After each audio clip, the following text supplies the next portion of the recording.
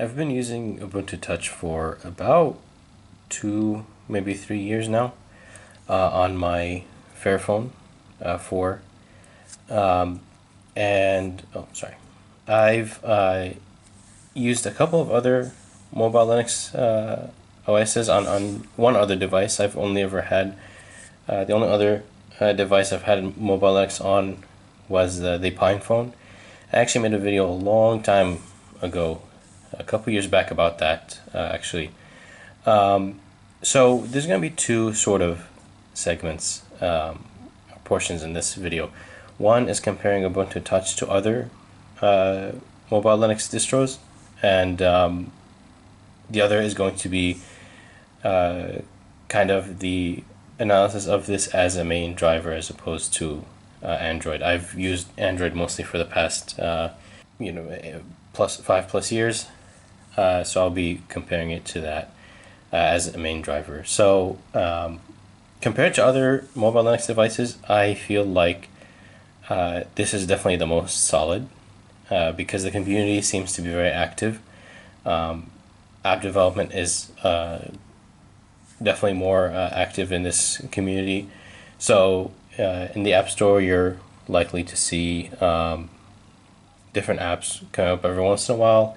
Not only is the community very active, but developing your own apps actually is pretty fun and pretty easy. I have never developed an app on Android or iOS, but I would not be surprised if, if there was like a lengthy process, and even if you had to pay to publish your app, whereas this is not the case here in the open store. So even making your own apps is definitely a fun journey you can take on your own and publish your own apps as well.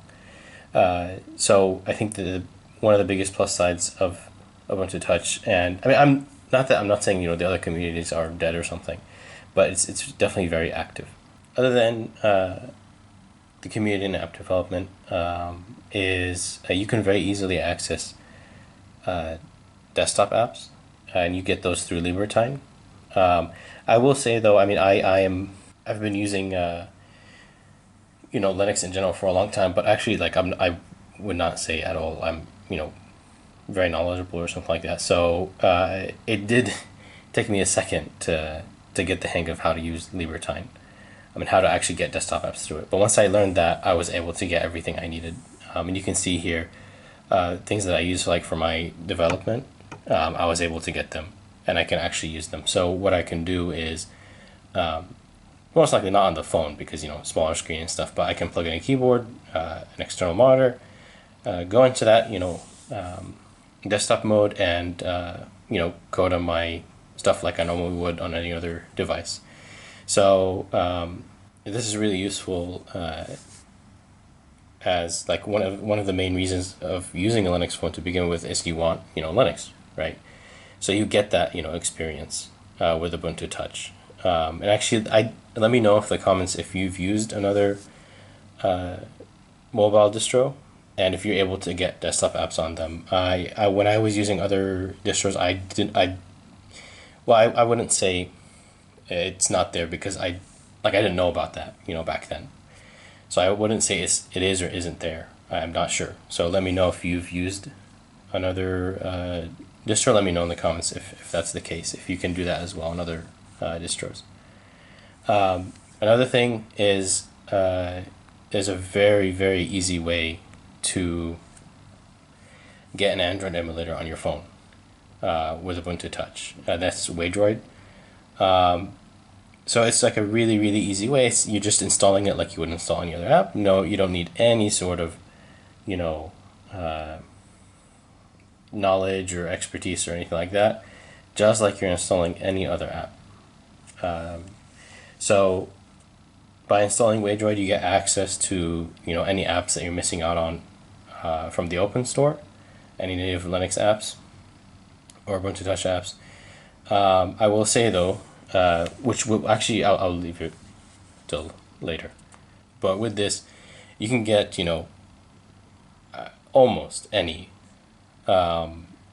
Android app that you would normally need on your Android device for school or anything. I mean, we're bound to need some app that is, not on the open store. So with that, you're able to get them here. It's a really easy, smooth experience. No issues at all. Obviously, Waydroid does drain the battery, so I don't leave it open for too long. So before going on to the next segment, overall, I would say it's a really, really better experience compared to the other distros that I've used. For those reasons that we mentioned. So would I use Ubuntu Touch over other distros? Yeah, I would. I will say though, on the Pine phone, being a little bit of a weaker phone, that was a little bit being a little bit of a weaker phone. It didn't really run Ubuntu Touch very well.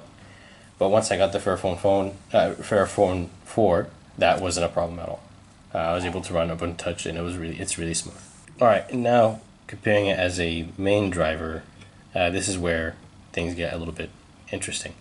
So when I used to live back home in the States, the reason why I say that is because not moving around and such, I had my like a physical SIM card, and the reason why I'm saying that is because with that everything works. My home Wi-Fi,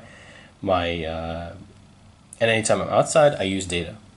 And I use the data for my phone plan, which is great. So no problems at all. Like when I was at home, definitely feasible as a main driver. Anything I needed, I get it through Waydroid if I need to. If I can't get it through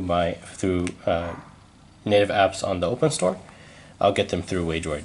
And again, it's a great experience because it's Linux in the end of the day. So you're having a Linux OS on your phone and on your desktop. So the reason why that's, at least for me, the reason why that's really powerful is, yes, you are, is that being Linux in the end of the day, you can take things, as far as you want. So you can see on my channel a couple of scripts and such that you can do, like, whatever you think you can do to play around and think it might be cool, you can give it a shot. So I tried to use scripting to that end. And another thing is, I'm not sure if this is a Fairphone thing or if this is a such thing in general, but the battery life is actually really, really great, much better than my Android phone. So now, if you're wondering why I was saying it's great as a main driver, but then I just mentioned that I have an Android phone, so that is because the huge downside to this is traveling. So I did have to travel quite a bit these past few years, and that's when this really suffers, because two things. One, you can't get any, as far as I know, you can't get an eSIM on your device, on your Ubuntu Touch device. So, and traveling, really having like that capability of getting eSIMs is very, very important now. Most of the plans you're going to get online and such, they require you to set up with an eSIM. So you basically lose data. There is apparently a way you can get an eSIM if you had that eSIM installed on your on Android before setting up Ubuntu Touch on the Fairphone. I will say though, I did try that and that did not work. So I wouldn't suggest that. And the thing is, even if it works okay, so what happens when that eSIM runs out and you need a new one? What are you gonna do? Wipe Ubuntu Touch and put Android back, get the eSIM, and then put Ubuntu Touch. It's not feasible. So eSIMs don't work as of now. Second thing that is a huge hindrance when traveling is, as far as I know, the Ubuntu Touch struggles to, or not struggles, like it can't connect to Wi-Fi that requires like some sort of login page or something like that. So if you're in a hotel or a restaurant where there's a guest login, you can't connect to Wi-Fi. So this is kind of really a bad combo, because you're traveling, you can't, you don't have data, because remember, no eSIMs, and you don't have, you can't connect to a lot of Wi-Fi's.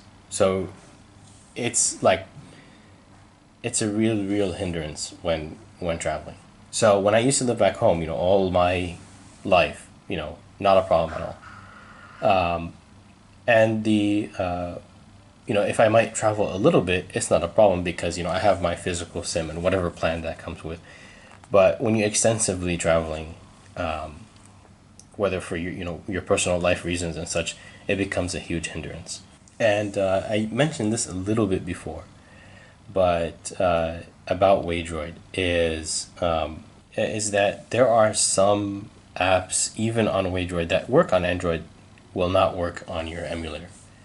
A lot of them are like very specific apps. For example, for work, for Microsoft Teams, I have to have this like other app that does some sort of work security validation or something like that. So that won't work. So there are still some specific apps that will not work even on your emulator, even if you have Google Play enabled on Waydroid.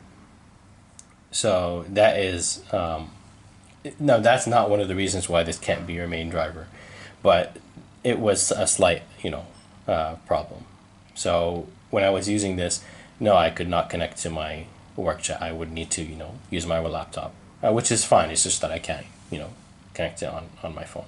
So overall, when it comes to how it compares as a main driver to your normal Android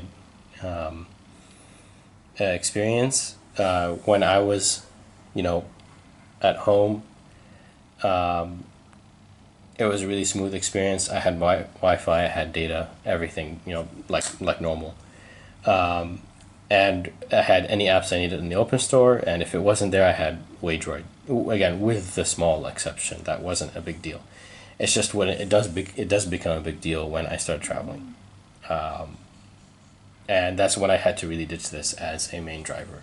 If there's anything I said in the video that you thought was not accurate, or you thought like, oh, there actually is a solution to that, please let me know in the comments.